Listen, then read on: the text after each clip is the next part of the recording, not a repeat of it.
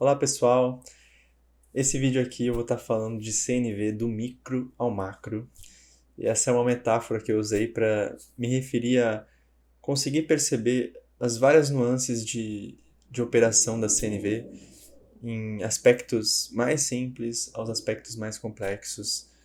E a minha intenção aqui é que a gente consiga realmente ampliar nossa visão para perceber que a pessoa que está muitas vezes envolvida num conflito com a gente, ela é alguém que está numa rede, né? Então a gente vai estar falando um pouco sobre como que a gente consegue lidar com a CNV, né? Usar a CNV para lidar com problemas, conseguindo abarcar uma visão de conjunto maior daquele contexto das pessoas. Eu também vou estar falando um pouco mais sobre sentimentos, um pouco mais sobre necessidades e entrando em tópicos que eu considero mais avançados da CNV. Não são tópicos que a gente encontra na literatura básica de CNV, mas são tópicos aí que fazem parte das minhas pesquisas e que eu considero que agregam bastante valor aí para este estudo. Então, vamos lá, vou compartilhar minha tela aqui com vocês. Fiz aqui algumas relações para a gente ir conversando. Opa, vamos ver? Beleza. Então, CNV do micro ao macro, né? Vou começar dessa vez pela avaliação dos sentimentos. Eu chamei aqui análise temporal dos sentimentos, né? Quando a gente vai estudar a CNV, o Marshall Rosenberg ele não faz a distinção entre sentimentos, emoções, né? Então a gente acaba, às vezes, chamando até algumas sensações fisiológicas, como por exemplo fome, isso vai estar categorizado como sentimento, né? E isso é uma forma, assim, de simplificar provavelmente esse contexto, né? E para, digamos assim, não dar tanta, não aprofundar tanto em algo que não é a essência da CNV. A essência da CNV tem muito mais a ver com essa disposição em compreender o outro e a disposição nem é tanto acertar o sentimento do outro, mas sim desejar estar com o outro, né? Desejar cuidar das relações, né? Então o Marshall não dá tanto aprofundamento, um embasamento teórico sobre diferença entre sentimento, diferença entre emoção, como é que a gente consegue perceber a relação entre os sentimentos. E eu vou estar trazendo um pouco aqui para a gente poder ampliar um pouco a nossa visão em relação a isso, e a gente vai ver que isso tem uma certa importância, né? Então, se a gente for pegar aí os sentimentos, né, eu gosto de dizer que eles são um tipo de estado mental, um estado afetivo que a gente pode estar, né, um estado afetivo que as pessoas experimentam em determinados contextos, né. Se a gente for pensar no sentimento do micro ao macro, né, que foi o tema desse CNV, a gente pode pensar também que existe uma relação de micro e macro nos sentimentos. E, por exemplo, a gente pode pegar o aspecto temporal. Vamos primeiro usar o aspecto temporal aqui para vocês terem uma visão. Esse conteúdo aqui que eu vou estar trazendo para vocês também faz parte de um livro que eu estou escrevendo, onde eu vou abordar com mais organização e de uma forma mais detalhada esse item que eu vou estar trazendo, esses assuntos que eu vou estar trazendo para vocês nesse vídeo, que relaciona com o sentimento, né? Então, pegando o aspecto temporal, a gente tem uma sensação física, exemplo, a dor. É uma sensação, é um feedback fisiológico, mas físico, embora ele seja parecido com os sentimentos. Ele é tão parecido que às vezes a gente diz que eu estou com uma dor emocional, né? E eu digo às vezes que alguém fala uma coisa e aquilo doeu. Então, a dor, ela tem uma simetria, ela é muito próxima, né? Ela é, digamos assim, analogamente, ela também é um tipo de sentimento, né? Nós temos a dor, nós temos a emoção. Por exemplo, vou botar aqui uma emoção de medo. As emoções, elas são como se fossem... Tem uma definição que eu gosto, que é do Antônio Damasio, e ele traz as emoções como se fossem programas... uma pessoa especialista em estudo da consciência, né? E ele traz as emoções como se fossem programas que o nosso corpo tem e que são disparados em determinados contextos, né? São programas que afetam a gente fisiologicamente por uma série de variações hormonais, né? Então, o sentimento, ele ainda está mais próximo daquele ser humano integral que a gente tem. O sentimento ele ainda está mais próximo desse âmbito material. Ele começou a sair um pouco do âmbito físico, do âmbito fisiológico, né? Eu vou chamar aqui fisiologia, que significa a parte física do nosso corpo. A emoção, ela altera todo o nosso processo fisiológico. Quando a gente tem medo, a gente às vezes treme, a boca fica seca, a gente vai ficar às vezes com os olhos mais arregalados para conseguir, né, ampliar nosso campo de visão, a tendência a nossa musculatura enrijecer. Então tem vários aspectos que são afetados fisiologicamente quando a gente tem uma emoção. Um sentimento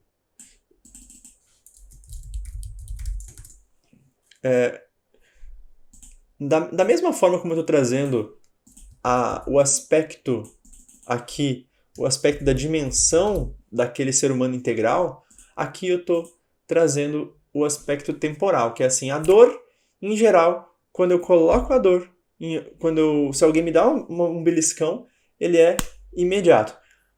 Muitas dores são pontuais, são dores que querem realmente indicar que tem uma coisa que a gente precisa cuidar e que é uma atitude urgente, né? A dor deflagra, ela dispara no nosso corpo uma reação quase que imediata, uma reação de reflexo, né? Se a gente bate ali naquele músculo que tem do cotovelo, né? num nervo que tem ali, a gente dá aquela volta e põe a mão e a reação é imediata, reação física, né?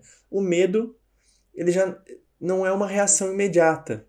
Ele se mantém por um maior tempo, a sensação do medo,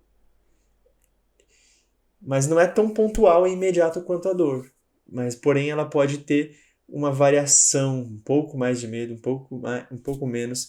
Então é como se a dor fosse um grande pico, vou desenhar aqui.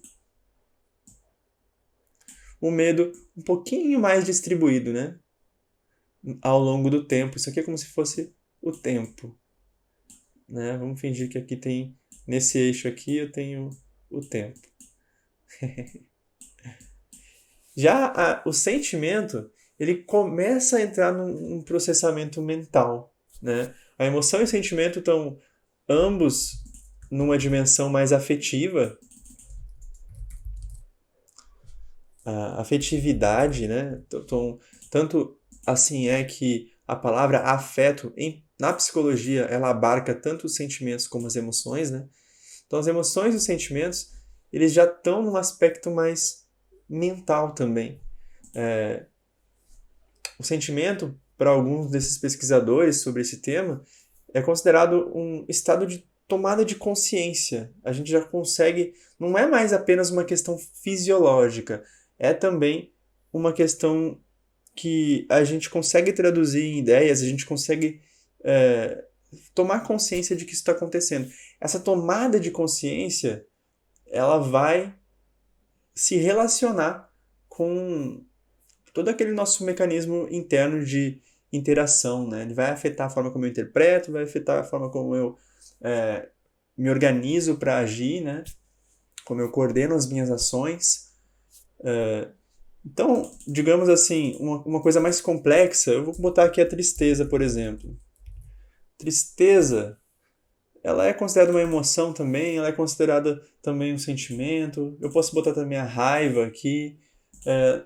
Eu não tô me preocupando tanto com a nomenclatura, porque a gente, segundo esses pesquisadores, né, tem muito mais a ver com a dimensão onde isso se manifesta, a emoção sendo mais no corpo e a tristeza sendo mais na mente. Por ser uma coisa que envolve mais a mente, a tristeza, né, embora ambos estejam na parte da afetividade, por ser uma coisa que está mais na mente, acontece então que a tristeza ela pode ser deflagrada por processos mais intelectuais. Por exemplo, eu posso começar a pensar em uma situação que é delicada para mim, né? A preocupação, eu posso desenvolver preocupação porque eu começo a refletir sobre o que pode acontecer, eu começo a considerar que pode, né, algumas coisas podem não sair como eu estou planejando, e o medo também, né? Então, à medida que eu vou dando significado e vou usando minha mente para conseguir me relacionar com os meus sentimentos, ou melhor, com minhas emoções, isso vai dando, digamos assim, a experiência do sentimento. Sensação fisiológica, emoção, sentimento, são tudo coisas que a gente experimenta, né? São estados desse ser humano integral, né? Que são experimentados. Mas o sentimento é experimentado um pouco mais com a consciência, né? Agora, tem um grau ainda mais, digamos assim, de maior durabilidade porque isso aqui, né, o tempo de um sentimento, em geral, é uma coisa que pode ser mais prolongada também, né? Se a gente for pensar na duração, mas talvez a duração não seja a melhor medida, mas a duração do sentimento é como se ele fosse maior. Porém, eu estou colocando aqui todos eles no mesmo tamanho, mas a verdade é que a dor é muito mais aguda, a emoção é um pouquinho menos e o sentimento é ainda menos, né? É como se a emoção fosse algo que eu sinto com muito mais intensidade do que o sentimento, porque a gente vai cada vez entrando num grau de mais informação intelectual e menos impulso, menos informação fisiológica, menos determinismo, né? Menos imposição, resposta impulsiva, né?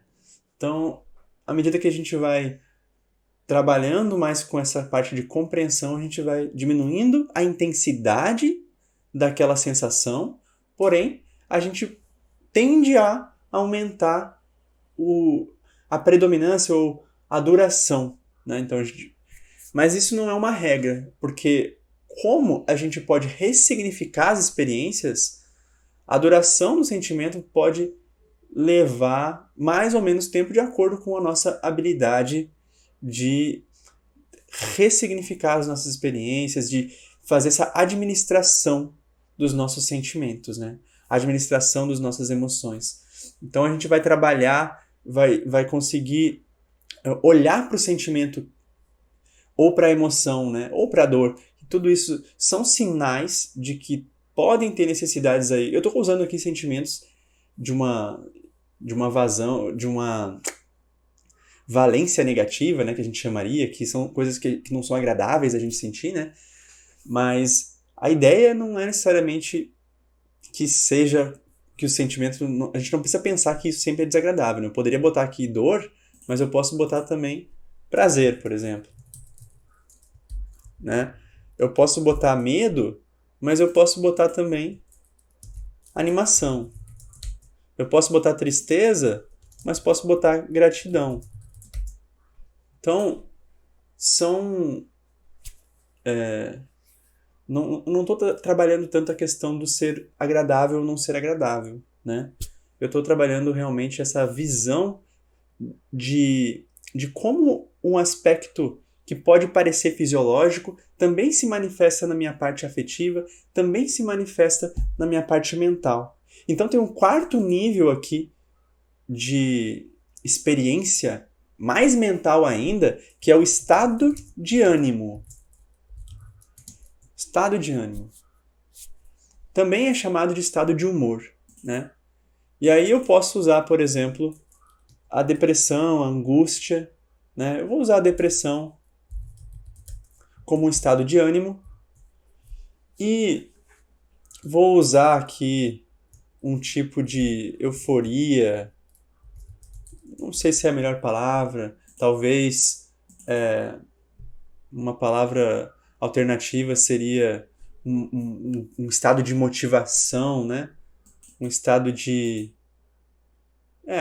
motivação mais intenso. Eu vou usar a palavra euforia aqui para representar esse oposto no sentido de ser algo que, por um lado, isso me deprime mais, e por outro lado, isso daqui me promove... Eu posso usar esperança também, que é um bom exemplo, né? Esperança, otimismo, é um bom exemplo de estado de ânimo. Não é um sentimento, o otimismo, é um estado de ânimo, ele está mais relacionado com aquela minha experiência mental.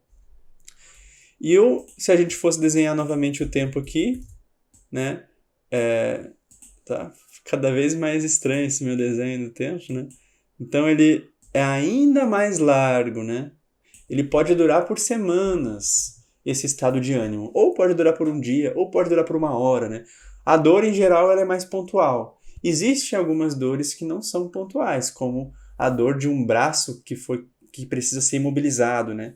Então, os mecanismos fisiológicos de uma dor, que é para conter o meu braço numa posição, se o meu braço me machucou e eu preciso manter ele imobilizado porque o meu corpo precisa curar, essa dor vai ficar mais constante às vezes, que é para eu manter meu braço imobilizado. Mas tem a dor aguda, que é botei a mão numa coisa quente. Essa é a dor aguda que eu estou representando aqui.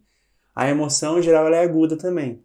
Ela também tem uma intensidade. O sentimento, às vezes, não é tão agudo, mas ele pode ser doloroso ou pode ser, né, gratificante e assim por diante. O estado de ânimo é ainda menos agudo, mas ele tende a durar mais tempo, né? Então, se o sentimento aqui vai durar de alguns minutos até algumas horas, o estado de ânimo pode durar de algumas horas até alguns dias, né? E, por fim, a gente ainda pode incluir um quinto item aqui, que eu saio da mente e vou para a identidade desse indivíduo, né? Ou a consciência... vou usar a palavra identidade aqui, e vou falar sobre um outro estado que está dentro dessa mesma linha de experiência, que é o temperamento. Temperamento, a gente pode chamar também... Temperamento é um dos aspectos da personalidade, né? Então, se a pessoa ela é mais acolhedora, se ela é mais, né, digamos assim, esperançosa, se ela é mais otimista, né? Eu acho que o otimismo poderia ser interpretado aqui como parte do temperamento. Otimismo. Eu vou usar também a palavra pessimismo aqui, mas não gostaria que essa minha escolha de usar o pessimismo aqui desse a entender que dor, medo e tristeza são coisas ruins, ou mesmo depressão, porque a gente já falou que tudo isso são sinais importantes, né? Aqui eu escolhi a palavra tristeza, mas eu poderia usar a palavra angústia. É diferente, né? Aqui, por exemplo, o que é a diferença? Por exemplo, vou colocar luto aqui, né? Angústia.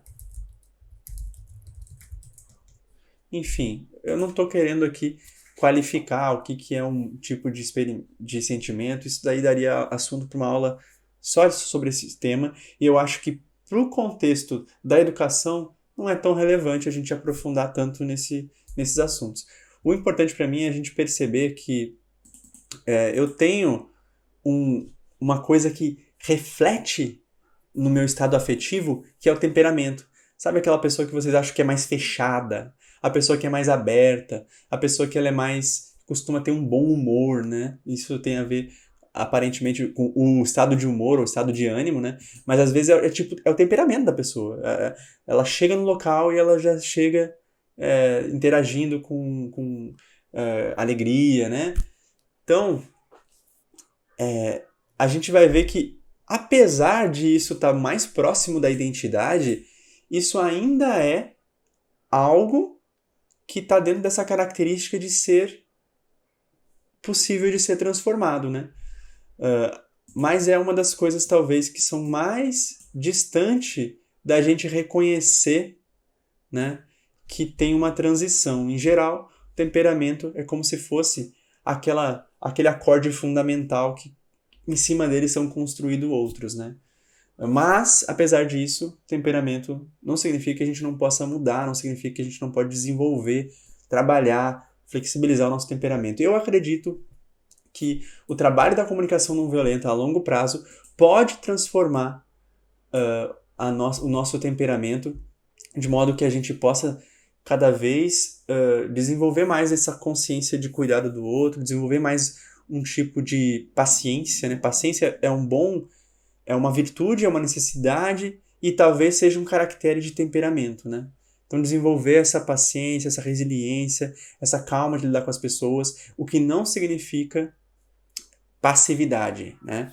Que a gente possa ter firmeza de caráter, que a gente possa ter seriedade para lidar com coisas que são importantes para resolver problemas, né, para a sociedade e nossos problemas, mas que também a gente possa ter um percentual de docilidade no sentido de demonstrar afeto, demonstrar carinho para as pessoas. Enfim, existe um temperamento certo? Não. Existe um sentimento certo? Não existe isso, né?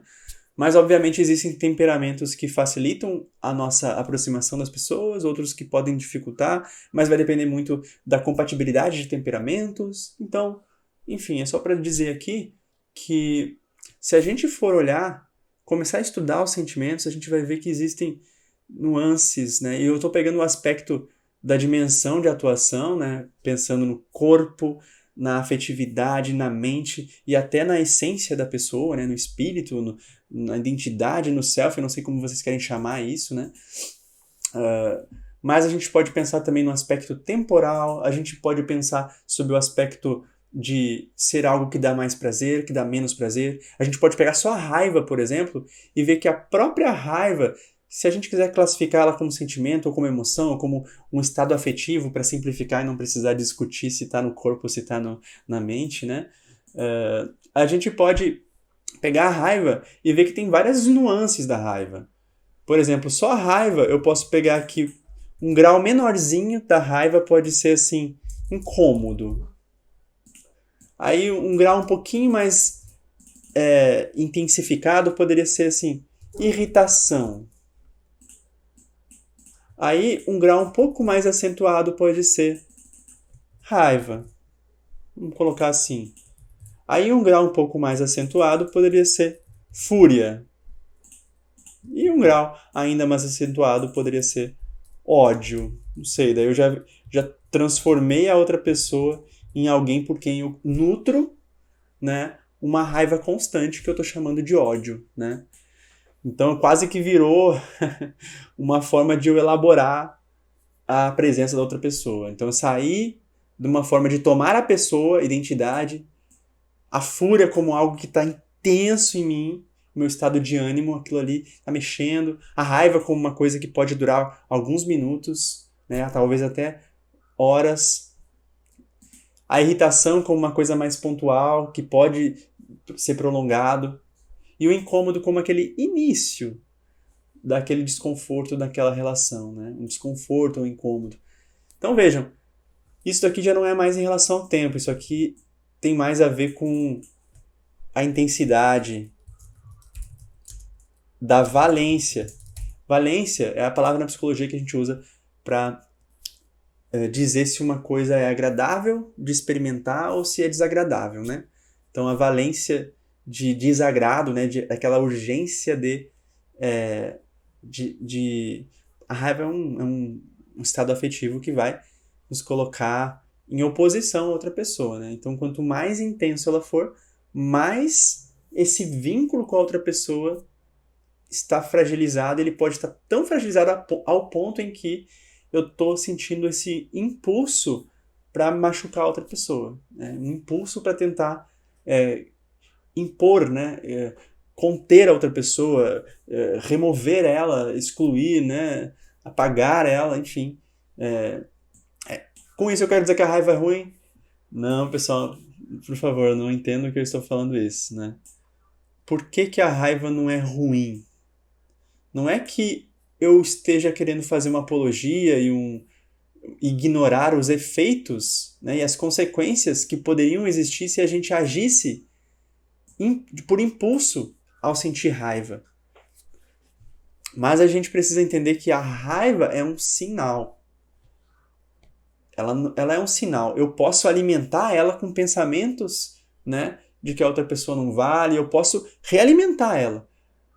Mas é que nem dizer que a dor, quando eu coloco a mão no fogo, a dor é ruim. Eu não posso anular essa dor. Eu tenho que parar de colocar a mão no fogo. Tenho que parar de colocar lenha, né, nessa fogueira em relação a outra pessoa, né? Então, a raiva é um indicador de que eu tô vivendo uma tensão, um agravamento dessa intolerância em relação ao outro, né? E ele pode ter diversas nuances aqui, né? Diversas intensidades, né? E eu tô trazendo isso só para a gente perceber que como a gente quer usar alguns sentimentos como indicadores da nossa necessidade de empatia, né? Quando eu tô com um aspecto mais profundo que nem esse aqui, que é o ódio, às vezes a empatia só não vai bastar. Então eu vou precisar trabalhar aspectos mais profundos sobre perdão. E aproveitando então que a gente quer trabalhar aspectos mais profundos, né? Então eu preciso avaliar se, às vezes, quando eu estou num estado muito intenso, muito agravado de conflito, às vezes não é sustentável para mim me aproximar. Eu preciso dar aquele espaço primeiro, me preparar para que eu consiga estar um pouco menos suscetível a esse impulso de ferir o outro, né? Então, talvez, o ideal é que quando a gente, na minha opinião, começou um incômodo, dá pra gente tolerar ainda, né? Às vezes. Começou a ficar irritado, às vezes dá pra tolerar também. E a gente continua levando a conversa sem necessariamente fazer aquela pausa de restaurar, né? Agora entrou nessa raiva, aquilo começou a durar algum tempo. Os meus pensamentos em relação à pessoa começaram a pintar ela como um monstro, começaram a pintar ela como alguém que é perigosa, que não vale a pena conviver, que é um estorvo na minha vida. Pronto, eu entrei num estado em que eu preciso já de empatia, porque a minha tolerância, a minha capacidade de estar em contato com alguns desconfortos começou a saturar. Então aqui eu já preciso trabalhar a empatia. Passei do ponto, não trabalhei a empatia, entrei na fúria, provavelmente eu perdi o controle. Então aqui provavelmente eu preciso agir buscando um tipo de limite. Não vou tentar buscar conciliação aqui. Eu vou criar um limite, eu vou evitar de interagir com a pessoa, eu vou me afastar, eu vou criar alguma forma de me afastar dessa pessoa, porque eu entrei num estado de quase desespero e descontrole em relação ao meu estado afetivo, né, para com o outro. E aí, criei um ódio, desenvolvi uma visão de que a pessoa é uma pessoa, né, imprestável, desgraçada e assim por diante. Pronto. Nesse caso aqui, eu preciso trabalhar, fazer quase que uma cirurgia empática em mim para conseguir reelaborar a experiência que eu tive com o outro e talvez chegar a um tipo de perdão. E a gente vai trabalhar agora um pouquinho isso no próximo item. Então, por que eu estou falando que a gente vai trabalhar aqui o perdão? Porque assim como a gente pode pensar no estado micro e macro, né, dos sentimentos, a gente também pode pensar no estado temporal das necessidades, nos estados também de agravamento, sensibilização, é como se fosse a equalização das necessidades de cada um. O que significa isso, né? Eu trouxe aqui histórico das experiências e necessidades, como isso afeta, né, as necessidades. Quando vocês começarem a estudar CNV, né, assumindo que vocês já têm alguma noção, assumindo que vocês já tentaram botar em prática algumas coisas, vocês vão perceber que há pessoas que reagem com muito mais intensidade quando certas necessidades não são atendidas, enquanto que a gente considera que nem são necessidades tão graves. E, por outro lado, tem necessidades nossas que, quando são feridas, a gente fica muito mais alarmado e muito mais incomodado, né? O que é isso, né? Então, um dos assuntos que eu gosto de trabalhar é assim, todos os seres humanos têm as mesmas necessidades, mas cada pessoa tem a sua experiência. E esse arcabouço, esse histórico de experiência, ele vai configurar como se fosse os limiares. São os limiares de sensibilidade das minhas necessidades. Por que isso é importante? Na CNV a gente tenta exercitar uma empatia com o outro, mas a gente tenta olhar para o presente. Só que muitas vezes olhar para o presente não é suficiente porque eu digo assim, cara, mas é exagero isso que você está fazendo. É exagero você achar que você reagir assim só porque eu disse não para você. Provavelmente, quando tem essa discrepância da importância que eu dou para uma necessidade ferida e a importância que o outro dá, provavelmente existe um histórico de experiências, um histórico de necessidades feridas que essa pessoa tem, e isso foi agravando ao longo do tempo. Ao ponto em que, por uma série de experiências afetivas de desagrado, de sofrimento, a pessoa foi desenvolvendo uma maior urgência para lidar com certas necessidades. Isso é até meio óbvio. Então, assim, essa urgência, essa maior ou menor sensibilidade, ela pode ser desenvolvida por dois aspectos. O primeiro aspecto pode ser por trauma ou por uma realização. Eu vou dar um exemplo para vocês entenderem. Eu vou usar a necessidade de higiene. Se vocês pegarem minha mãe e meu padrasto, que são duas pessoas que moram junto comigo, né? Ambos têm uma necessidade de higiene, de organização, de higiene principalmente, né? De limpar a casa, de limpeza, que é muito intensa, né? Comparado a mim, é muito intensa comparada a mim, né?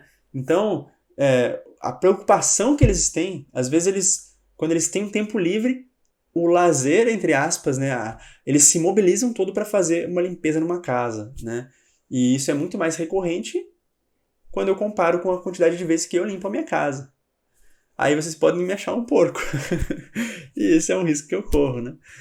Mas eu quero dar esse exemplo porque eu acho que ele é interessante. A minha mãe, quando ela se compara também com os demais irmãos dela, ela percebe que ela é muito mais esforçada com a limpeza. E quando a gente vai estudar a experiência de vida dela, a gente pode entender esse histórico que eu falei. Da mesma forma, o meu padrasto, o carro dele, né, que é uma das coisas que ele limpa, né, tá sempre impecável, tá sempre limpo, tá sempre com perfume, totalmente cuidado. Além de tudo, ele é mecânico, então ele tem cuidado extra, né, em relação ao carro dele, né. E não só o carro, a casa também. Ele ajuda nas limpezas todas, né.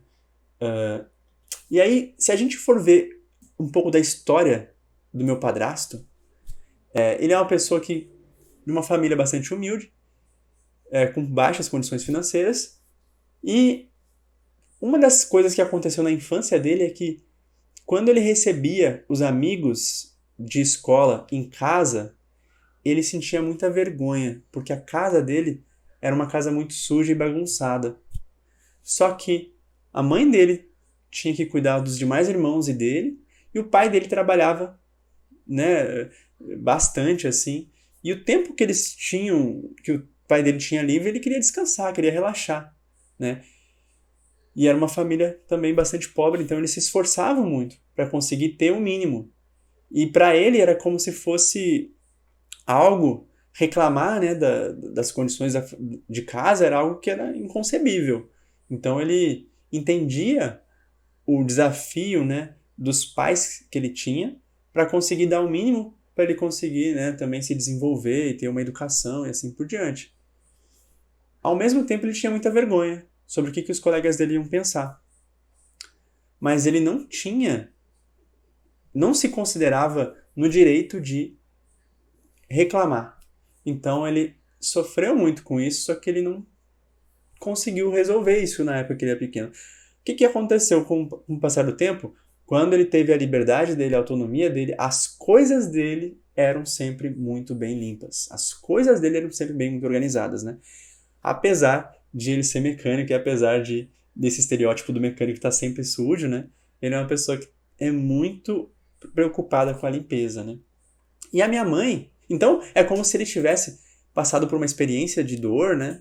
E isso acentuou nele a importância da higiene como uma forma de ser valorizado, de ser reconhecido, de ser de entender que a imagem dele como alguém também reflete um pouco aquele local, né? A imagem do local reflete um pouco da imagem do bem-estar dele, né? Então, estar num ambiente aconchegante, limpo, é uma forma de ele... É como se a casa fosse uma extensão da imagem dele, né? Não que isso seja uma coisa... Não estou trazendo isso com um aspecto terapêutico, psicológico, de avaliar questões mentais, mas é uma questão natural, né? Parte da autoestima dele está relacionado àquele cuidado com a casa. Então ele tem satisfação de poder arrumar a casa hoje e de não ter aquela dor que ele tinha no passado. A minha mãe é o contrário. Minha mãe foi criada por avó. Minha mãe já está com 50 anos. Naquela época as avós eram bastante rígidas aqui no sul, onde eu moro, no Rio Grande do Sul. A mãe da minha mãe já era rígida. A avó da minha mãe era ainda mais rígida. E eles tinham um costume de... As crianças, elas participavam das limpezas da casa. Então, minha mãe aprendeu a limpar a casa desde pequena. Apesar disso parecer uma tarefa bastante exigente para uma criança, a minha mãe gostava de fazer aquela limpeza. Não sei até que ponto que ela gostava pelo prazer natural que ela foi desenvolvendo na autoestima dela e na sensação de ver o quanto que ela conseguia contribuir com as pessoas, né? Ou até que ponto que era que por ela ser, por as pessoas agradecerem, por ela ser presenteada às vezes, né? E por ela ter criado esse reconhecimento da família como alguém que chegava nos locais e transformava e limpava, e ela tinha prazer de visitar a avó as outras avós dela, as tias, e chegar e começar a organizar a casa, porque era algo que ela sabia que fazia muito bem. Então, ao longo da vida dela, ela foi tendo feedbacks e aquilo foi dando para ela muita segurança de que ela podia contribuir onde ela chegava. Hoje isso faz parte, assim, a minha mãe é reconhecida no trabalho dela como alguém que tem uma organização impecável, como alguém que consegue chegar num ambiente e organizar de forma a encontrar tudo que se procura, né? Já existe esse estereótipo natural de que mães, né, encontram as coisas para os filhos, e no caso da minha mãe isso é ainda mais intenso, né? O guarda-roupa da minha mãe é todo organizado por cores, tem toda uma sistematização interessante de organização, é uma coisa impecável. E nesse caso, a necessidade da minha mãe foi desenvolvida por uma realização, no sentido de que é uma necessidade que ela atendeu de forma muito eficiente e que ela teve muito prazer e desenvolveu a autoestima dela nessa atividade. Então, o que acontece? Ambos têm uma necessidade muito sensível de higiene. Como eu não tenho a mesma sensibilidade que eles, é comum na relação comigo a gente ter algum tipo de conflito porque eu não tenho os mesmos parâmetros de organização e de limpeza que eles, né? Então, na perspectiva deles, a minha casa está sempre bagunçada. Ainda mais agora que a gente achou uma gatinha aí na praia e trouxe ela para esperar encontrar alguém para adotar.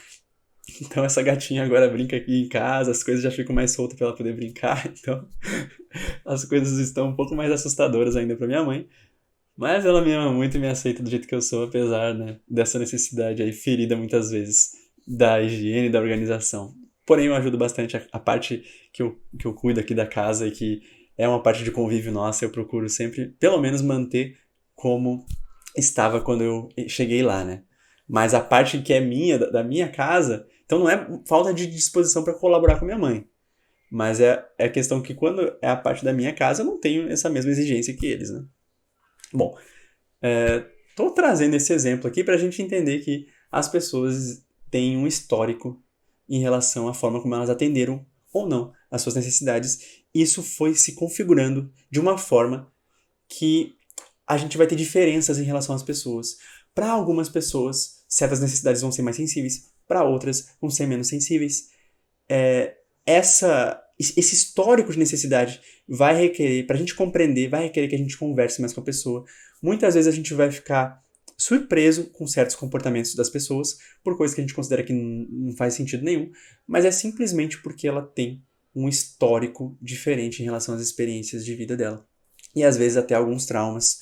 Então, nós estamos nos relacionando com pessoas que possuem um histórico de relações, um histórico de experiências afetivas, e essas experiências afetivas, elas estão junto, elas vão fazer parte do temperamento dessa pessoa, vão fazer parte aqui da identidade, do temperamento, da linha de base dela na forma de ela se expressar. Então, às vezes a gente acha assim, nossa, eu posso tentar usar CNV, mas essa pessoa nunca vai mudar, né? Porque ela é muito alguma coisa. E aí a gente precisa trabalhar nessa perspectiva de olhar a pessoa como realmente alguém singular que tem uma história de vida única. E a gente pode tentar desenvolver respeito, pelo menos, pela forma como a pessoa desenvolveu aquelas habilidades. Eu posso ter compaixão em relação à experiência do meu padrasto, eu posso ter reconhecimento e admiração pela história de como a minha mãe desenvolveu esse hábito de higiene, de organização. E eu posso, ao mesmo tempo, reconhecer que às vezes eu vou ferir a necessidade delas porque nós temos limiares, né? Sensibilidades diferentes, mas eu também posso acolher que eu tenha tido uma configuração de sensibilidade diferente das experiências dela. Só que, se eu vou conviver com minha mãe, eu preciso estar preparado para lidar com isso. Não adianta eu usar um rótulo de Maria da Limpeza ou qualquer outra coisa assim, né? Para minha mãe. Não vai adiantar eu usar um rótulo, não vai adiantar ela me chamar de qualquer coisa, que isso não vai favorecer que a gente consiga corresponder à forma como cada um atende suas necessidades, né? Então a gente precisa conseguir lidar com isso também. E por que eu posso... Por que esse conhecimento pode facilitar o perdão, né? Porque quando eu começo a olhar para o histórico de experiência das pessoas, sobretudo aquelas que tiveram algum episódio de violência comigo, eu posso também pensar quais as referências de carinho que essa pessoa teve, quais as referências de ética que essa pessoa teve, quais os momentos onde ela foi incluída ou onde ela foi excluída, qual é o tipo de brincadeira que era aceito naquele grupo onde ela participou e era enaltecido, quais eram as brincadeiras que eram consideradas sem graça e etc. Então, quando eu começo a olhar para o histórico de experiência das pessoas, eu posso exercitar uma empatia muito mais profunda, mas isso vai requerer, é claro, que eu me interesse pelo outro, né? Então, se às vezes está difícil de empatizar, provavelmente está faltando um pouco de interesse da minha parte para saber mais sobre o outro. E agora eu vou entrar justamente para esses dois itens que dialogam um pouco com essa questão dos históricos, né? O histórico de necessidades é um aspecto temporal, mas existe o aspecto espacial, ou seja, um fala do tempo, o outro fala do espaço, da distribuição das pessoas ao longo, né, de um grupo. E aí o aspecto de observando as ações sistêmicas e solucionando os problemas sistêmicos, lembrando que observação e pedidos da CNV são coisas que estão simétricas, né? Ambas atuam numa mesma esfera de ações específicas que a gente observa das pessoas ou pede para as pessoas. Quando eu olho para a pessoa e, além de enxergar as minhas omissões, que foi o que a gente falou do CNV além do que se vê, além de enxergar o que eu não falei para outra pessoa anteriormente, além de perceber a minha participação no problema do outro, eu também incluo a participação da comunidade. Então eu quero saber justamente isso. Olha, a pessoa está agindo assim. Eu estou incomodado às vezes com o que ela está falando. Se eu olhar só para o que ela está falando, eu vejo a pessoa problema. Se eu perceber que eu participo do problema, eu vejo a relação problema.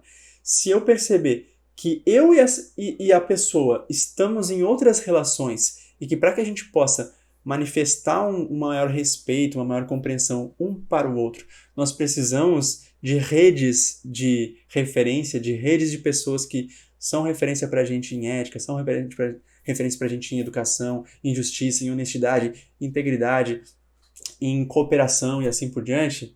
Aí eu preciso perceber que aquela atitude daquela pessoa não é só reflexo do que ela faz. Não existe uma ação isolada. Não existe uma ação isolada da rede. Aquela pessoa provavelmente ela está propagando um tipo de ação que é criada não simplesmente pela pessoa, mas pela forma como a nossa sociedade se organiza. Então eu posso me perguntar novamente qual é o tipo de educação, quem é que influencia essa pessoa, quem é que não deu aquela qualidade de empatia que ela precisaria naquele contexto para poder ser mais empática hoje, quem é que não deu aquele valor à liberdade de escolha dela e ajudou ela a desenvolver a responsabilidade e hoje ela usa a liberdade dela para tentar ter benefício pessoal, mas não integra com o grupo. Enfim, eu começo a pensar um pouco mais e eu vejo essas influências, né? E aí eu vou trazer um exemplo bem claro, que é assim, se a gente olhar a relação só pontual, assim, das pessoas, eu vou ver ali o estudante A, o estudante B, o estudante C, e eu vou muitas vezes entrar num conflito com o estudante A e achar, poxa, esse estudante A aqui ele tá atrapalhando a turma, né? Isso aconteceu, eu fui chamado para fazer uma atividade de CNV numa escola, e eu falei assim, e aí me disseram que tinha um aluno problema ali, né? O aluno problema é aquele aluno, aquele estudante que é aquele que briga com o outro, é aquele que responde, é aquele que é mais violento. Me disseram que tinha um estudante assim que era mais violento e que os outros estudantes foram lá na orientadora educacional dizer assim, olha, tá muito difícil de interagir com ele tá brigando, a gente não sabe o que fazer. Essa orientadora já estava pensando em punição, mas já viu que não tinha adiantado, tava complicado. E aí eu tive essa oportunidade de ir lá e conversar. Quando ela me chamou e me explicou a situação, eu pensei assim, primeira coisa que a gente precisa pensar é se essa pessoa, ela tá com dificuldade de se comunicar aqui, se ela tá sendo mais agressiva que os demais colegas, às vezes, e aí vem o item que eu coloquei aqui, às vezes a gente tá vendo um reflexo de um conflito em outro ambiente. E aí eu fiz o seguinte desenho para a pessoa. Olha, a gente vê o estudante A, o estudante B, o estudante C, mas a gente não vê que esse estudante A ele carrega uma série de experiências da relação com o pai, com o irmão, com a mãe, com a avó. Esse estudante B aqui, às vezes tem até um pai ausente, que não, ele é filho de uma mãe solteira.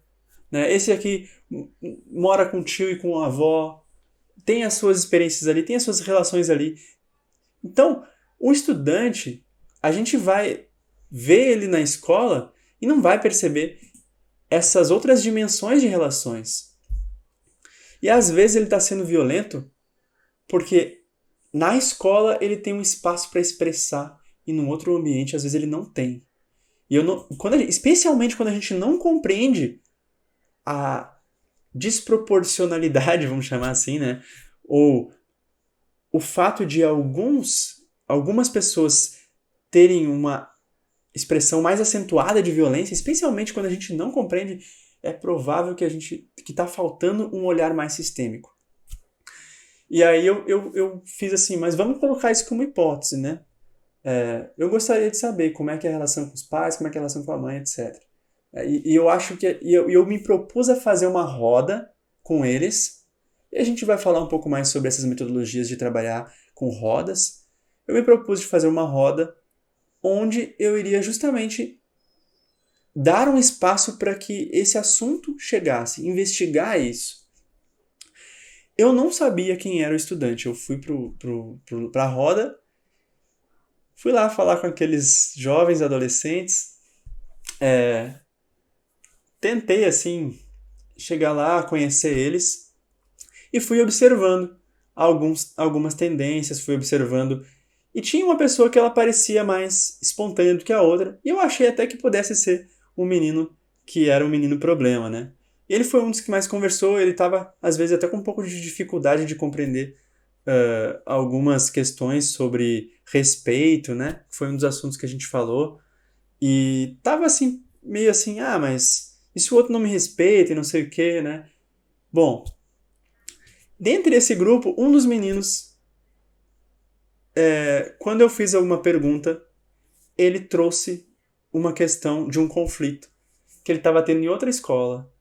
Ele disse que é difícil a gente conseguir cultivar respeito no ambiente se a gente não tem um espaço, por exemplo, para dizer que não compreende alguma coisa. Daí ele deu o exemplo, olha, eu faço um curso técnico lá de computação, mas eu não estou acostumado a mexer com computador, eu não estou acostumado a mexer com software. E aí, quando eu falo pro professor que eu não entendi, o professor diz para mim que eu tô me fazendo, que eu não tô me esforçando. E aí eu digo, professor, eu realmente não entendi, eu não quero que você pense que eu não tô me esforçando, né? Poxa, eu tô me esforçando sim. Eu tô... E aí ele falou, eu chego inclusive a pedir para os meus colegas, porque o professor ele não acredita em mim. Então eu peço para os meus colegas, eu fico observando, eu tento anotar o que ele está falando, mas simplesmente eu não consigo botar em prática. E aí quando eu disse para o professor que eu realmente estava tendo dificuldade, ele disse que ia ligar para meu pai. Só que o meu pai já trabalha, meu pai tem algumas dificuldades, a minha família não é muito simples de lidar com ela. Meu pai ia ficar muito bravo comigo, ia bater em mim. Se ele achar que, além de ter algumas questões, eu ainda estou dando problema nesse curso, né? Ele já está fazendo esse esforço para que eu possa ter essa oportunidade de estar fazendo esse curso. Então, como eu não quero que ele fale pro meu pai, como eu não quero que ele fale pra minha mãe, eu simplesmente não sei o que fazer. Eu sou a única pessoa que vai pro curso, meus colegas todos saem de lá rindo, eu sou o único que sai de lá triste. Porque simplesmente eu não sei o que fazer e eu não tenho como falar com esse professor. E aí ele trouxe isso pra turma, a gente ouviu, eu conversei com ele depois, eu procurei depois, chamei ele, conversei um pouco mais, falei um pouco sobre... Tentei entender um pouco o contexto dele, tentei um pouco entender como é que era a família dele, vi que era uma situação delicada. Perguntei para a professora se existia alguma forma de ela ajudar ele. Eu tinha completamente esquecido, né, daquela investigação de tentar descobrir o que estava acontecendo. Depois que o menino saiu, ele se aproximou da professora orientadora, tentou, assim, pedir alguma ajuda para ela, falou um pouco. O menino saiu. E a professora orientadora falou, era esse o menino que estava com um problema de violência, né? E eu falei, uau, jamais ia imaginar. Porque esse é o menino que está sofrendo mais dentro desse contexto de hierarquias e de autoridade, né? Claro que existe também uma necessidade de buscar fazer empatia com o professor ali, verificar o quanto que ele já pode ter tido experiências no passado, e o professor dizia isso, eu já fui da sua idade. Eu sei que a gente quer enganar os professores. E ele dizia, mas como assim? Como é? Esse professor está dizendo que eu estou mentindo, isso não é justo, né? Então, é possível a gente também conversar com o professor, é possível, provavelmente ele devia estar sobrecarregado, provavelmente se ele devia estar pensando que se ele parasse para explicar detalhe por detalhe para a pessoa, ele não ia conseguir, né, dar conta de seguir apoiando os demais estudantes que estavam mantendo o ritmo, né, que estavam conseguindo compreender. Enfim, é provável que existiam necessidades feridas também desse professor. Minha intenção não é diabolizar, né, ou monstrualizar esse professor, mas é a gente entender que quando tem uma pessoa que às vezes ela está se manifestando de uma forma que a gente não compreende, é bem provável que isso seja reflexo de relações de conflito externo. Se ela é mais reativa e ela aparentemente tem esse temperamento, né, mais agressivo, é possível que ela esteja num ambiente que não favorece para que ela desenvolva mais essa calma, essa paciência e uma maior disponibilidade de compreender o outro. Então, as soluções dos problemas sistêmicos, eles precisam se estender para além da sala de aula, para além daquele diálogo. Eu preciso entender que, às vezes, quando uma pessoa... por exemplo, se eu estou numa relação com uma pessoa do sexo feminino, né, e ela me fala algumas coisas que eu considero que não está considerando ali alguns aspectos meus, né, que eu gostaria de ter um maior respeito, ou seja, de ter uma maior compreensão, pelo menos um reconhecimento da minha disposição em colaborar com essa pessoa, e ela diz assim, mas você não sabe, né, você não sabe o que é, por exemplo, ter que sair na rua e ficar se cuidando para ver se as pessoas não vão estar querendo te assediar. Você não sabe o que é sair na rua e ficar preocupada, ficar com medo se você vai chegar bem em casa ou não vai sofrer algum tipo de abuso. Então, por mais que eu possa não considerar justo a outra pessoa olhar para mim com desconfiança de que eu posso querer abusar, fazer alguma coisa, o fato é, essa pessoa já experimentou isso, já experimentou esse medo. Mesmo que ela não tenha experimentado o abuso, o medo talvez ela tenha experimentado. Isso foi uma experiência de trauma dela ao longo do tempo. Hoje, essa pessoa pode ter uma maior sensibilidade em relação a como as pessoas estão tratando ela, se estão objetificando ela, se não estão, se estão interessados em alguma questão mais, né, de relativo a o papel dela como mulher, ou se estão enxergando ela como um ser humano, ou se estão enxergando ela como um objeto. Então, essa pessoa provavelmente ela tem uma maior sensibilidade do que eu. Eu falo alguma coisa, ela vai me chamar de machista. Eu vou achar que isso é injusto, porque eu não quero desrespeitar ela. Mas às vezes, essa experiência de medo, de sofrimento, faz com que a pessoa seja mais reativa a comportamentos que ameaçam a integridade da identidade dela.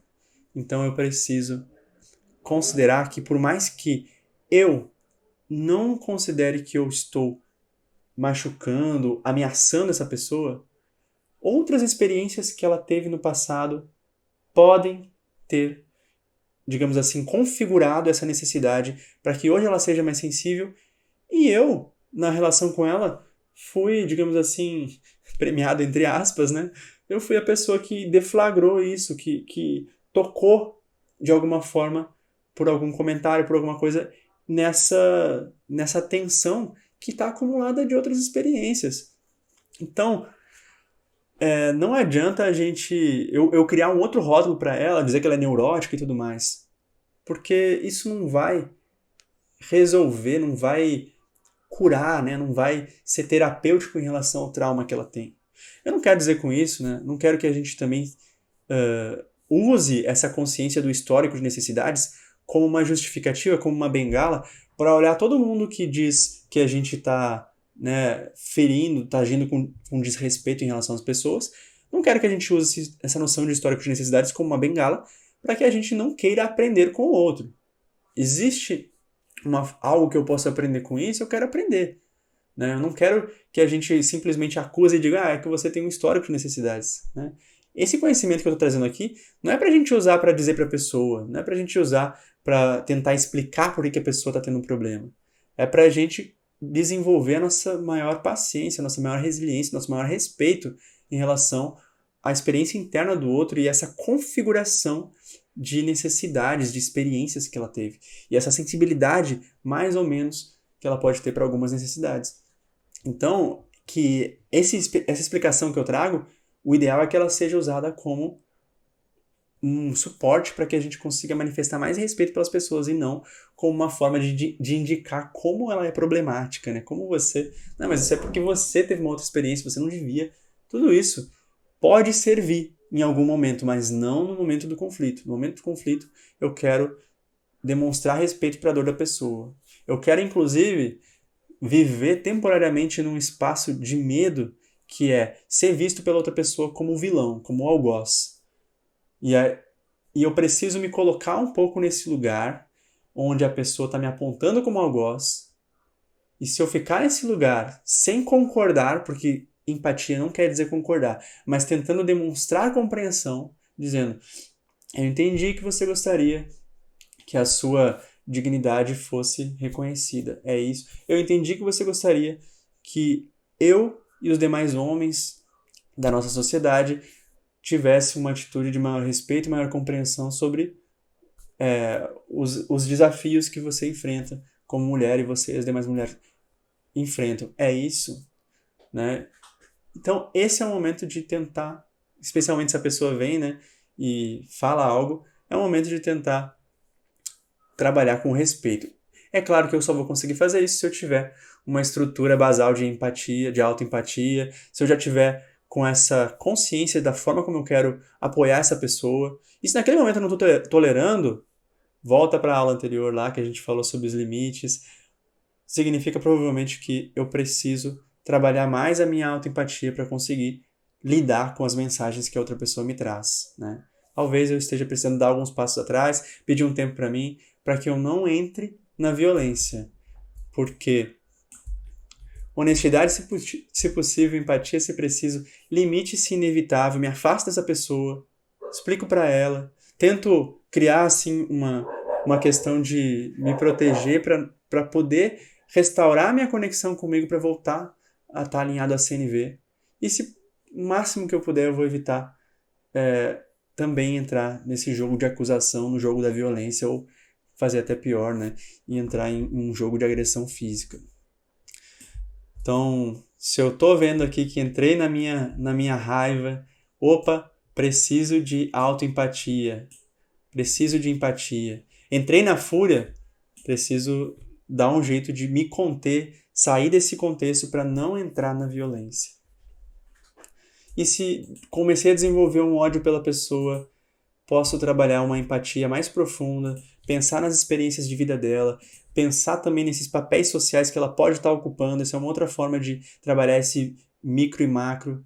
Entender como as pessoas daqueles papéis sociais que ela está naquele momento são afetadas pela nossa cultura, quais são as cobranças que elas têm, quais são as necessidades que elas têm mais dificuldade de atender, quais são as dores que esse grupo geralmente participa, né? E aí eu posso melhorar cada vez mais a minha capacidade de respeitar o outro, de conceber o outro como um ser humano com valor, né? Porque eu quero que a gente possa valorizar qualquer ser, todo ser é digno, e por mais que eu tenha dificuldade de reconhecer isso. 2 itens ainda para trabalhar aqui. Tomar parte no problema social. Isso, vou começar então com esse aqui, que é parte da nossa honestidade, né? Parte da nossa honestidade pode ser justamente isso, é identificar assim, ok, mas eu acho que como homem, eu não estou promovendo o machismo aqui. Eu posso não estar promovendo machismo aqui, mas será que eu estou atuando de forma a prevenir o machismo dos meus amigos, dos meus parentes, dos meus pais ou padrastos, tios, tias, avós, porque a gente pode prevenir o machismo das mulheres também. Será que eu sou um agente de prevenção disso? Não, eu ainda não sou. Eu só consigo reduzir o meu machismo e tentar inibir um pouco ele dentro das minhas capacidades. Então eu sou parte desse problema social. Se eu não sou parte da solução e eu não estou de forma mais engajada tentando atuar na solução desse problema, de certa forma, pela minha omissão, eu posso me considerar parte desse problema. Isso não quer dizer que eu vou me culpar. Isso quer dizer que eu posso ter um pouquinho mais de humildade para reconhecer que, ok, talvez eu não me considere machista dentro das minhas escolhas que eu faço.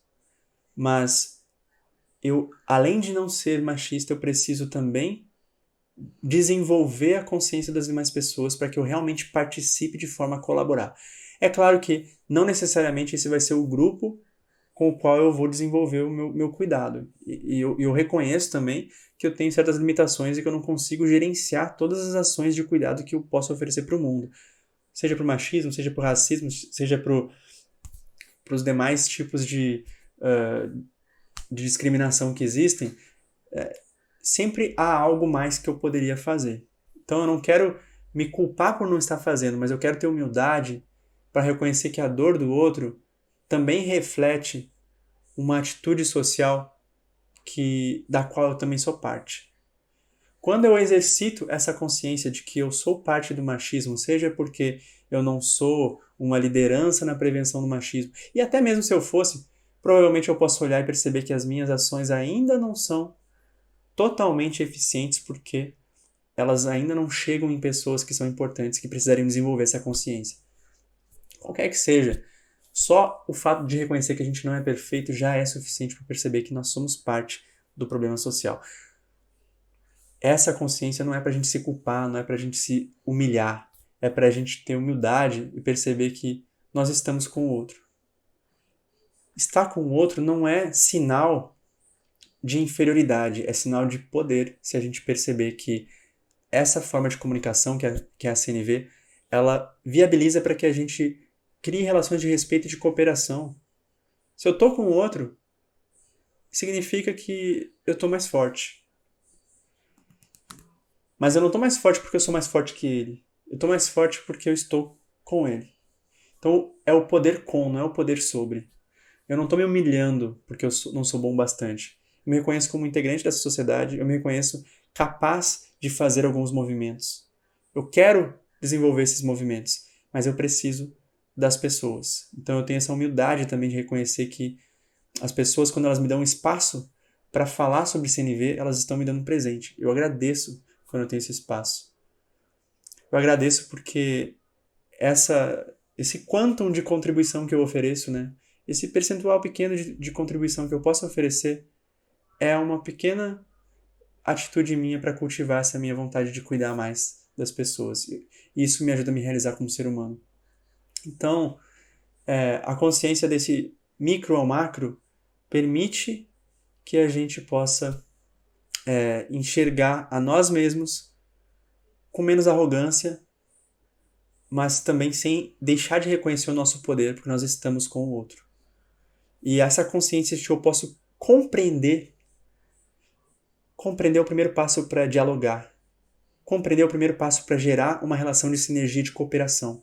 Demonstrar compreensão, me conectar, mostrar que eu estou com o outro. É a primeira etapa para desenvolver a cooperação.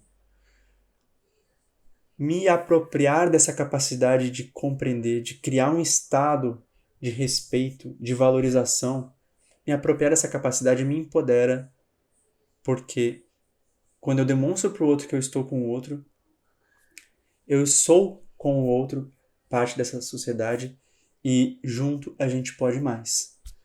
Então, o paradoxo desse micro e macro é que eu sou apenas um indivíduo impotente quando isolado, que faz parte dos problemas sociais, que não é capaz ainda de gerar movimentos totalmente sustentáveis, mas isso quando eu estou me olhando como indivíduo, quando eu me olho com o grupo, eu vejo que nós sim estamos fracassando de forma colaborativa, estamos fracassando como sociedade ainda para cuidar de algumas coisas, mas estamos também desenvolvendo algumas outras coisas. Esse trabalho aqui é um exemplo disso, né?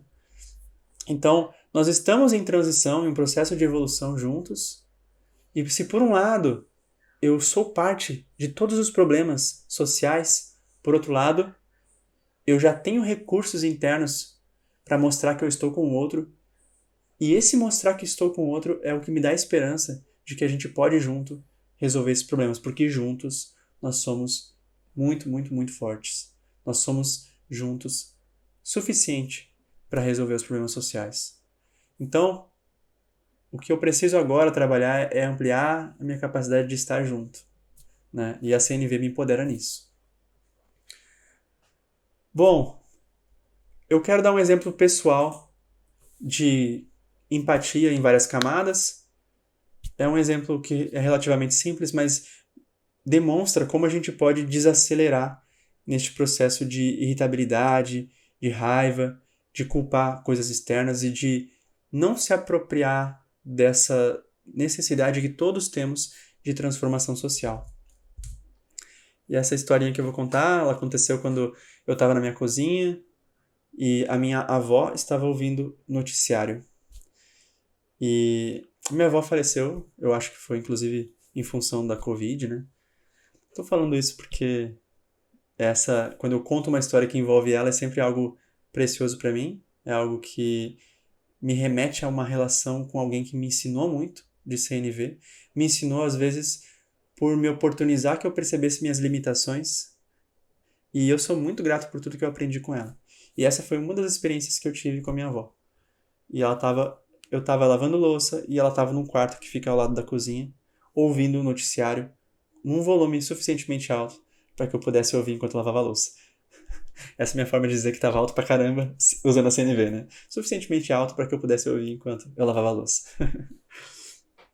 E aí, o noticiário que ela ouvia era sobre corrupção, sobre assassinato, né? Porque essas coisas dão bastante no jornal, né? E aí eu pensei assim, poxa, mas a minha avó, cara, por que que ela fica ouvindo essas coisas? Esses jornais, essas coisas só ficam falando sobre tragédia, ela fica se alimentando disso. Depois ela fica sofrendo, ela não sabe por quê. E aí eu comecei a culpar minha avó por estar ouvindo tragédia, por que ela fica se alimentando disso, e depois ela fica sofrendo e não sei o quê. Aí eu peguei, né, fiz aquela pausa e falei, opa, entrei naquela zona de desconforto e de achar que a outra pessoa é um problema. Vamos parar aí. Tem uma necessidade de empatia aqui.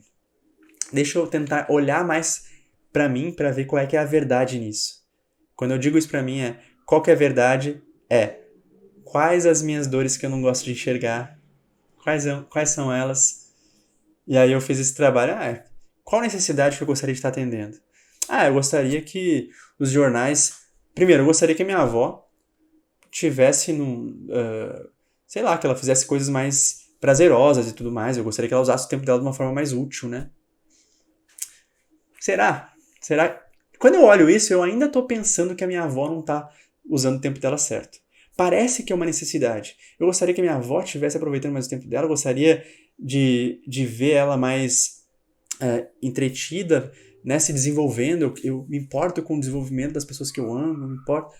Mas isso ainda não me leva naquele estado de relaxamento que a empatia promove. Então eu percebi, ainda não consegui, né? Aí eu olhei por que tem a mais, né? Eu gostaria que a minha avó estivesse fazendo uma atividade mais interessante. Mas eu reconheço que para isso, aí eu começo a olhar com responsabilidade. Para isso, ela precisaria estar na companhia de alguém. Porque não tem ninguém ali conversando com ela. Quando teve ainda mais o Covid, minha avó ficou bastante isolada e ela sofreu muito por não ter pessoas que visitassem ela. Já era difícil antes da Covid. Com a Covid foi mais uma justificativa para as pessoas não visitarem, né? Então, eu percebi isso, que se eu gostaria que minha avó tivesse entretida, eu teria que pensar em uma coisa que eu considerasse mais interessante, mas que nutrisse mais ela, né? Eu percebi que a minha avó provavelmente precisaria de uma companhia, de alguém que estimulasse ela a estar num momento mais interessante. E aí eu reconheci também que dentro das minhas escolhas eu não estava sendo aquela pessoa. Então eu olhei para o meu luto e reconheci que a minha avó sozinha no quarto me lembrava que eu não estava conseguindo dar o cuidado na proporção que seria ideal para ela. Então quando eu olhei para isso, eu percebi que a minha avó, ela não era o problema. O problema era esse meu desconforto por perceber que a minha avó não estava fazendo uma atividade que eu considerasse ideal, mas isso também revelava uma necessidade que eu não estava atendendo, que era ser companhia dela naquele momento, oferecer alternativas mais interessantes. Porque quando a gente estava junto, a gente podia fazer outras coisas interessantes, né? Então, nesse momento, a minha avó parou de ser um desconforto a ação dela, porque eu enlutei, eu olhei para a minha necessidade que eu não estava atendendo, e eu aceitei que eu não estava cuidando tanto da minha avó quanto eu apreciaria que ela estivesse recebendo cuidado, né? Ao fazer isso, uma parte do meu conflito começou a se solucionar, porque não tinha mais o desentendimento. Então, eu passei para o segundo, que e esse noticiário? Quais necessidades minhas que não são atendidas? Daí eu percebi que um pouco das necessidades é que eu gostaria que os noticiários falassem sobre outras coisas, não só sobre tragédias. Que eles também enaltecessem ações de contribuição social e tudo mais.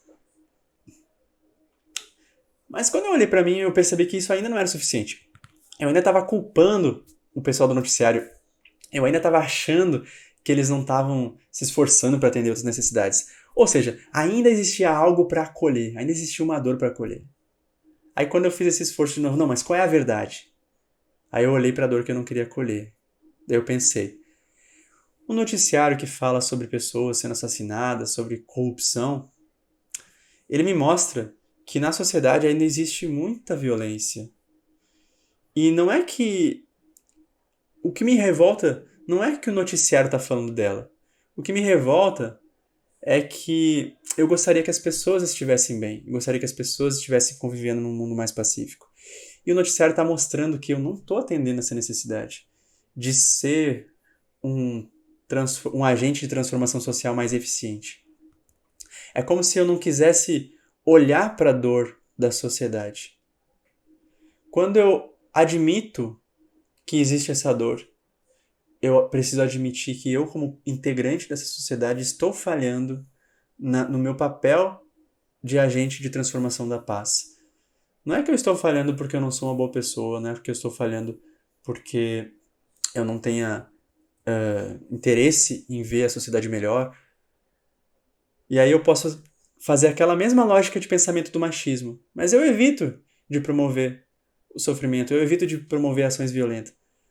Apesar de evitar, eu ainda não sou um bom ativista, vamos dizer assim. Eu não sou ativista. O meu estado, a minha qualidade de ativista pela paz ainda não é eficiente para que ela toque mais pessoas. Ainda existe um percentual de pessoas... ainda existe, é bom, né? Existe um percentual de pessoas que já são sensíveis à CNV e que eu tive o privilégio de participar dessa sensibilidade, né? Mas é só no começo. E pode ser pesado para mim reconhecer que há tanta coisa para fazer ainda. Mas essa é a realidade. Quando eu admito isso, eu admito que eu sou parte do problema. O noticiário não está falando sobre tragédia tão somente. Ele está falando, está denunciando para mim, de alguma forma, necessidades que eu não estou atendendo. Eu gostaria de estar cuidando dessas pessoas que estão passando por violências, que estão sofrendo, né, como consequência dessa nossa sociedade. E eu não estou cuidando delas. Então, quando eu admito isso e elaboro o meu luto, os problemas não são resolvidos, mas eu deixo de olhar o noticiário como algo ruim, como algo que não deveria ser veiculado. Eu ainda gostaria que ações de contribuição social fossem veiculadas, principalmente aquelas que podem promover engajamento e promover a paz. Eu ainda quero isso. Mas às vezes, para que isso seja mais promovido, essas ações precisam ser mais reconhecidas, precisam ser mais eficientes, precisam dialogar com as dores e com as necessidades das pessoas que estão lá nesse papel de decisão sobre quais reportagens vão ir ao ar e quais não vão, enfim. O fato é, ainda existe um trabalho para ser feito para que isso seja melhorado. E eu ainda não estou conseguindo ajudar essas pessoas a perceber que isso é importante. Qualquer que seja a situação, eu posso perceber que eu, como integrante da sociedade, ainda não estou conseguindo prevenir certas necessidades que estão sendo feridas. E, novamente, isso não é para me culpar. É para olhar e reconhecer que eu estou com a sociedade. Eu estou com a minha avó. Eu estou com a sociedade. Eu estou com minha avó nesse luto que eu gostaria que ela tivesse companhia, eu gostaria que ela estivesse fazendo uma atividade que fosse mais enriquecedora para ela. Eu estou com aquele pessoal daquele noticiário porque eu não consegui dialogar com eles de forma a ajudar eles a perceber algumas ações que já estão acontecendo, que promovem transformação social, que promovem a paz e que poderiam ser potencializadas se fossem melhor divulgadas. E que hoje a gente tem todo um esforço para conseguir ser encontrado nesses trabalhos nossos de transformação social. E eu ainda, não só com o pessoal do noticiário, eu ainda reconheço que eu estou com a sociedade nesse luto de não conseguir ser um agente de transformação social e de promoção da paz eficiente a ponto de dar mais segurança para aquele cara que rouba, para que ele saiba que ele vai ter recursos para atender as suas necessidades, e dar mais segurança para aquele que é roubado, para que ele saiba que apesar desse desespero e dessa falta de esperança que essa pessoa pode ficar porque perdeu alguém ou porque foi gravemente ferida e machucada, que ela ainda pode ter esperança na humanidade, porque existe uma dimensão de conexão humana onde todas as pessoas se encontram. Existe uma força que pulsa em mim, que me leva a querer cuidar mais da vida. E na CNV a gente chama isso de necessidades humanas universais. Existe essa força em mim. Eu posso tentar olhar para ela, eu posso ampliar minha visão para ela. E eu posso perceber que eu estou com o outro. Nas dores, mas também nas alegrias. Nos problemas, mas também nas soluções. E se a gente conseguir se conectar nessa essência humana, fazer isso reluzir na gente, isso pode reverberar em mais pessoas. Existe um espaço de relacionamento, de confiança, onde a gente pode perceber que está um com o outro. E quando a gente reconhece que está um com o outro e que a gente quer a mesma coisa, todo mundo quer viver num mundo com mais respeito, com mais educação, com mais paz, com mais oportunidades, com mais amor. Todo mundo quer isso. A gente só precisa perceber que as nossas brigas são por estarmos escolhendo estratégias que ainda não trazem a consciência de que nós estamos uns com os outros. Então a gente só precisa ampliar essa visão de que nós estamos uns com os outros e que cuidar do outro é uma forma de me realizar. E participar da vida do outro é uma forma de cultivar a felicidade. Então, é uma mensagem, é um despertar que a gente pode promover na gente e nas demais pessoas. Então a CNV ela nutre a minha esperança de que, por mais triste que sejam os lutos da nossa sociedade, por mais sofridas que sejam as dores que nós, como parte da sociedade, sofremos, essa esperança de que a gente pode cuidar da vida e que a gente é muito poderoso quando a gente descobre que está com as pessoas, isso é o que a CNV ela pode fomentar na gente. Então, ficamos aqui com a CNV do micro ao macro e eu espero que essa nossa apresentação aqui de hoje, essa nossa conversa, possa ter fortalecido ainda mais em você essa consciência de que nós estamos uns com os outros. Até mais.